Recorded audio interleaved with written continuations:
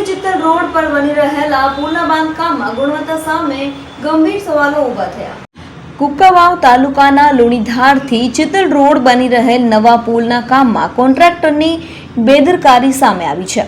પુલના બાંધકામમાં કોટિંગવાળા સળિયાના બદલે કોટિંગ વગરના સળિયાનો ઉપયોગ કરતો હોવાનું સામે આવ્યું છે. કોટિંગ વગરના સળિયાને સ્થળ પર જ ગ્રીન કલર કરીને કોટિંગવાળા બતાવી કામમાં વાપરતા હોવાનો વિડીયો સામે આવ્યો છે. કોન્ટ્રાક્ટર દ્વારા સળિયાને ગ્રીન કલર કરવાથી શું સાબિત કરવા માંગે છે? શું ઓછા ખર્ચ વધુ પૈસાનું બિલ કઢાવવા માંગે છે? છેલ્લા 6 મહિનાથી દિવાલ અને પુલના કામો ચાલી રહ્યા છે, તો શું અધિકારીઓએ સ્થળની મુલાકાત નહીં લીધી હોય?